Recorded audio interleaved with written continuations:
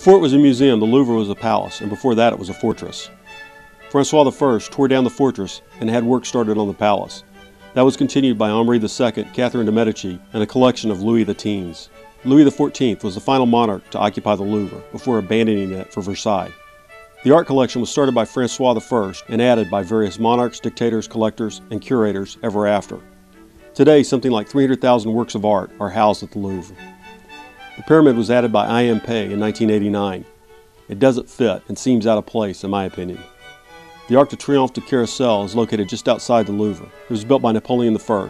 It's modeled after the Arc of Constantine in Rome and lines up with the obelisk at the Place de la Concorde, the Arc de Triomphe, and La Défense. This gives you an idea of the scale of the Louvre.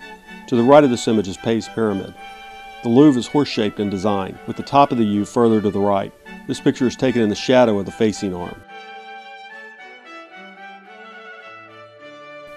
Here are Madison and Mackenzie in front of the Venus de Mayo. Believe it or not, in ancient Greece, the Venus de Mayo would have been painted and decked out in jewelry to make it appear more lifelike.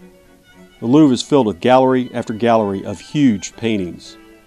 The winged victory of Samothrace celebrates Rhodesian victory in a naval battle. Antoine Jean Gross's painting of Napoleon on the battlefield of Eylau is considered remarkable for its realism. The painting takes place the day after a bloody battle in eastern Prussia. Gros won a contest to create the painting, but police spies present at the unveiling were concerned that the painting would make war unpopular. Yet Napoleon liked the painting and gave Gros the Légion d'honneur.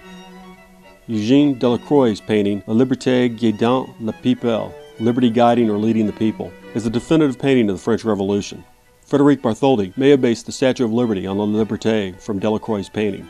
The boy holding the pistols was the inspiration for the character Gavroche in Victor Hugo's Les Miserables. Too bad La Liberté is not a painting about the French Revolution, but one of the French revolutions, the July Revolution. This was a revolution of the middle class, who were upset about taxes and Charles X's attempt to turn back the clock on the French Revolution.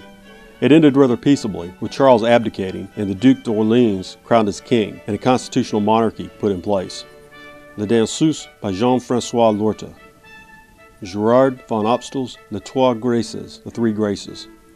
Mackenzie looking at an ancient relief, La Danseuse Bourgeoise, the Dance of the Maidens. The Louvre has the typical French palatial ceilings. The 4th century Tunisian mosaic Funérailles de Carthage. This is a 4th century fragment of a church or temple floor showing Ares and a lamb in a pastoral landscape. It was found in Algiers. This is a 6th century mosaic from Carthage. The sign reads that this is a fragment of a church or temple floor with a deer and doe drinking from part of a river of paradise. A 4th century funeral mosaic. This is considered typical of the type of epitaph found on the tombs of early Christian churches in northern Africa.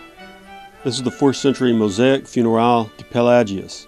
I'm not sure about the date since Pelagius died between 420 and 440 AD. Pelagius was a 4th century monk who rejected the doctrine of original sin. In Pelagius' view, condemning man to death because he sinned and couldn't help sinning was fatalism, removing free will.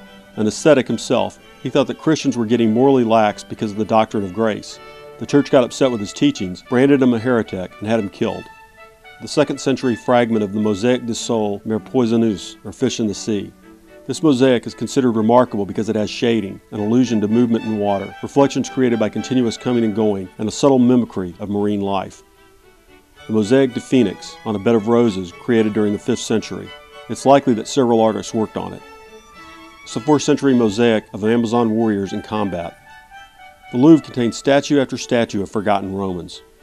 This is a 4th century mosaic of a young boy hunter with his dog. Here's another shot from inside the pyramid. While I took the kids into the Louvre, Pam waited with our luggage. She had been to the Louvre a few years ago.